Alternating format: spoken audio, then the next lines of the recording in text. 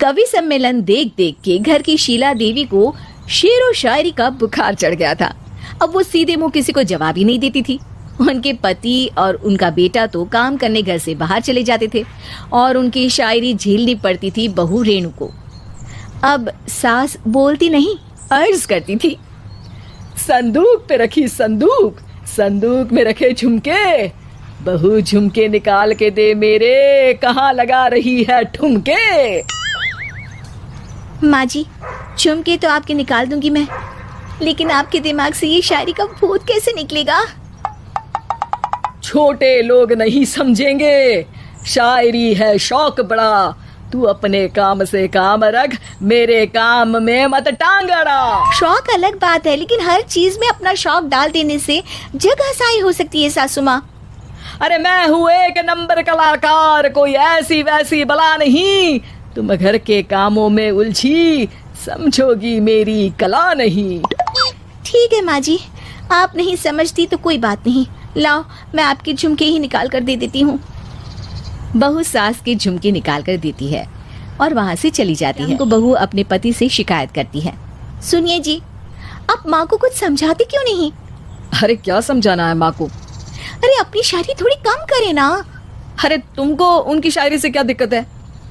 अरे मुझे नहीं, पर पड़ोस में सब लोग हंसते हैं, कहते हैं बुढ़ापे में लोग सठिया जाते हैं, लेकिन शीला जी तो शायर हो गई हैं। अरे लोगों का काम है कहना, लोगों की बातों का क्या टेंशन लेना। अरे वाह, मैंने भी शेर कह दिया, वाह वाह वाह वाह। देख लो, तुमसे किसी ने कहा नहीं और तुम्हारे सामने कोई माँ की बुराई नहीं करता तो तुमको फर्क नहीं पड़ रहा।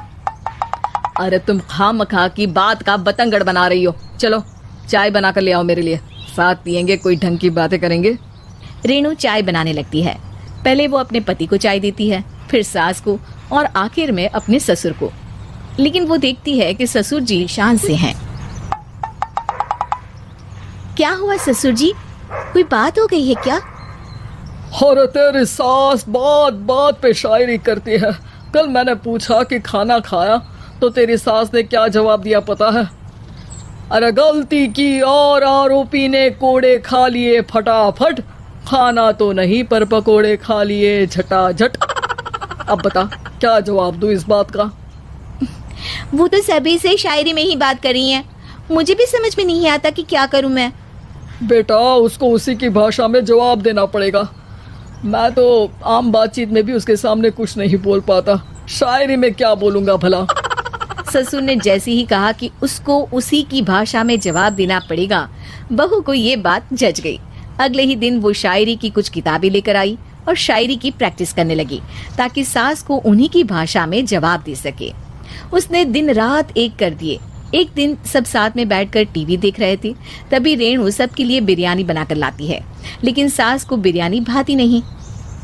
कौवा करता काऊ काऊ, चिड़िया बोलती ची ची, इतना खराब बिरयानी बनाई है कि मुंह से निकले छी छी।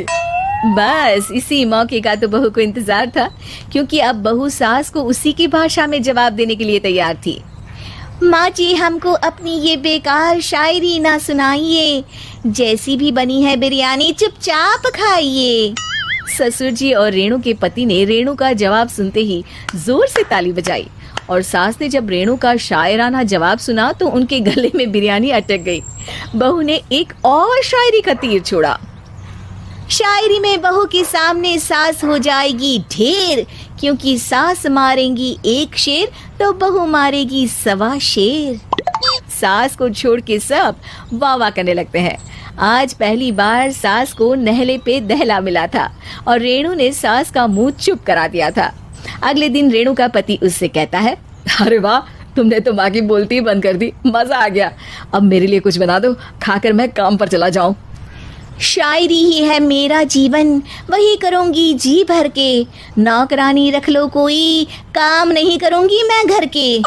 अरे तुम क्या माँ जैसी हरकतें करने लगी, सीधे सीधे बात करो ना। हो गई कल शायरी, रोज थोड़ी ना करोगी।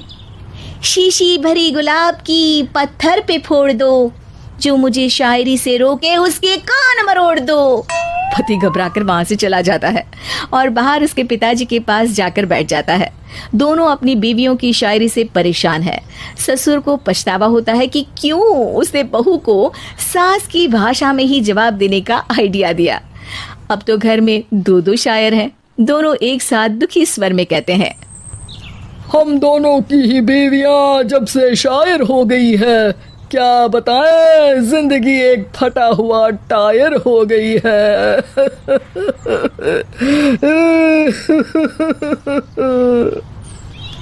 हम दोनों की ही बीवियां जब से शायर हो गई है, क्या बताएं, जिंदगी एक फटा हुआ टायर हो गई है।